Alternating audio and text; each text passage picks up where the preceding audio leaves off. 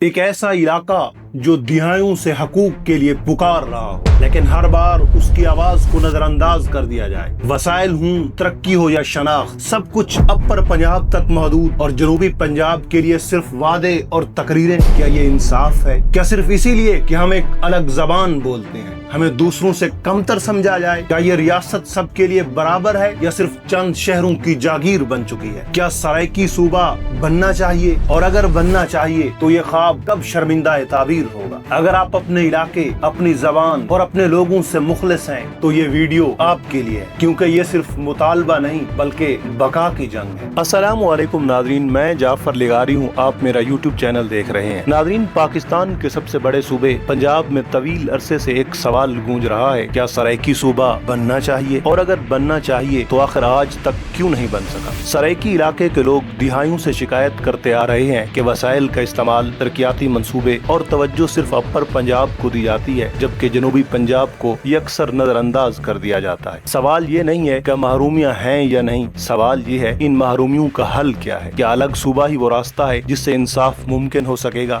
ناظرین، دنیا کا ہر باشعور معاشرہ اس بات کو تسلیم کرتا ہے کہ انتظامی اکائیوں کو چھوٹا کرنے سے حکومت کی رسائی عام آدمی تک زیادہ مؤثر ہو جاتی ہے۔ اب 12 کروڑ کی آبادی والے پنجاب کو ایک ہی مرکز سے چلانے کی ضد کیا عقل مندی ہے؟ دنیا کے بہت سے ملک ایسے ہیں جن کی کل آبادی پنجاب سے کم ہے، تو پھر اتنی بڑی آبادی کو ایک انتظامی اکائی میں سمو کر انصاف کیسے کیا جا سکتا ہے؟ مگر یہ صرف انتظامی مسئلہ نہیں بلکہ یہ ایک ثقافتی، لسانی اور شناخت کا معاملہ بھی ہے۔ سرائیکی خطے کے رہنے والے لوگ نہ صرف اپنے حقوق کے لیے آواز بلند کر رہے ہیں بلکہ اپنی پہچان، اپنی زبان اور اپنی تہذیب کو بھی تسلیم کرانے کی جد و جہد میں مصروف ہیں۔ ناظرین، ہر تحریک کی بنیاد استحصال پر ہوتی ہے۔ جیسے خواتین کو حقوق نہ ملیں تو تحریک نسواں اٹھتی ہے، بالکل اسی طرح دنیا میں انقلابات اسی وقت آتے ہیں جب لوگوں کو ان کے بنیادی حقوق سے محروم رکھا جائے۔ سرائیکی خطے کی تحریک بھی کچھ مختلف نہیں، مگر فرق صرف اتنا ہے، ہر تحریک کامیاب نہیں ہوتی۔ اکثر مزاحمتیں، اکثر تحریکیں یا تو اپنے ابتدائی دنوں میں ہی دم توڑ دیتی ہیں یا پھر اتنی کمزور ہوتی ہیں کہ وقت کے ساتھ خود ہی ختم ہو جاتی ہیں۔ تو پھر سوال یہ ہے، سرائیکی صوبے کی یہ تحریک کامیاب کیوں نہیں ہو رہی؟ ناظرین، تاریخ ہمیں سکھاتی ہے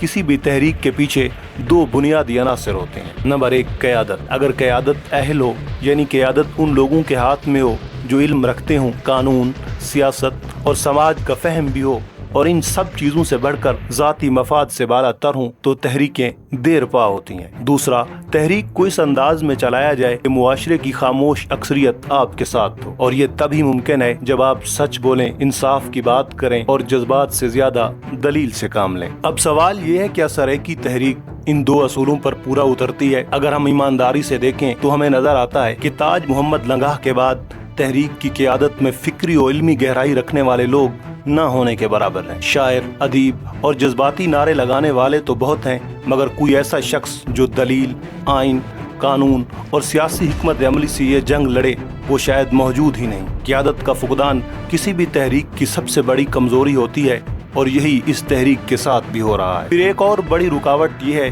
کہ ہم اکثر اپنے جذبات میں آ کر دوسری قوموں کو طنز، تحقیر اور تضحیک کا نشانہ بناتے ہیں۔ جب ہم پنجابی سے کالر پکڑ کر کہیں گے کہ ہماری طرح یہ لفظ بول کر دکھاؤ، اور پھر اس کی ہچکچاہٹ پر کہکا لگائیں گے، تو وہ کبھی ہمارے ساتھ کھڑا نہیں ہوگا۔ جب ہم مبالغہ کرتے ہیں اور جذباتی باتوں سے اصل مسئلے کو دھندلا دیتے ہیں، یا پھر چند سکے دیکھ کر تحریک سے علیحدہ ہو جاتے ہیں، تو پھر وہ خاموش اکثریت جو کبھی ہمارا ساتھ دے سکتی تھی، وہ بھی ہم سے دور ہو جاتی ہے۔ اور پھر ایک کڑوا سچ یہ بھی ہے، ہم میں سے بہت سے لوگ خود بھی تحریک کے لیے سنجیدہ نہیں ہیں۔ ہم صرف تب تک اس کے حمایتی ہیں جب تک ہمیں کوئی فائدہ مل رہا ہو، کوئی سٹیج مل رہا ہو، یا پھر ہمارے لیے تالیاں بج رہی ہیں۔ بصورت دیگر چند روپیوں یا کسی دوست دھمکی کے ملنے پر ہم تحریک سے اعلان برات کر لیتے ہیں۔ ایسے میں سوال یہ بنتا ہے، کیا یہ تحریک واقعی کوئی نتیجہ دے سکے گی؟ ناظرین، 18ویں ترمیم کے بعد تو یہ معاملہ اور بھی پیچیدہ ہو چکا ہے۔ اب اگر پنجاب کو تقسیم کرنا ہے تو پنجاب اسمبلی سے منظوری لینا لازمی ہے۔ کیا ہمارے پاس ایسے قانون دان ہیں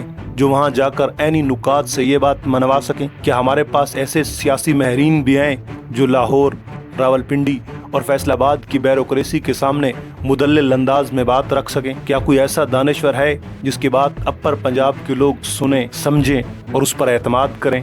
शायद नहीं। तो फिर क्या हमें उम्मीद छोड़ देनी चाहिए? नहीं, उम्मीद नहीं छोड़नी चाहिए, लेकिन उम्मीद को हकीकत में बदलने के लिए हमें खुद को बदलना होगा। हमें क़यादत को अहल लोगों के हवाले करना होगा। हमें अपने रवैये बदलने होंगे। हमें दलील की ज़बान अपनानी होगी। सच को अपना हथियार बनाना होगा। सबसे बढ़कर अपनी तहरीक को अखलास के साथ चलाना होगा। यही वो तरीका है जिससे हर बड़ी तहरीक कामयाब हुई है, और यही रास्ता सरेकी सूबे के क़याम का भी है। अब फैसला आपका है कि हम सच्चाई, इंसाफ, इल्म और इत्तेहाद के साथ आगे बढ़ेंगे, या फिर अपनी कमज़ोर क़यादत, जज्बातियत और मुबालगा आराई की दलदल में धंसते चले जाएंगे। ये सवाल सिर्फ सरेकी खित्ते में रहने वाले लोगों का नहीं, बल्कि हर बाशऊर पाकिस्तानी का है, क्योंकि जिस मुल्क में इंसाफ हर इकाई को न मिले वहाँ इस्तेहकाम भी मुमकिन नहीं। इस तरह की मजीद वीडियो देखने के लिए हमारे साथ जुड़े रहिए।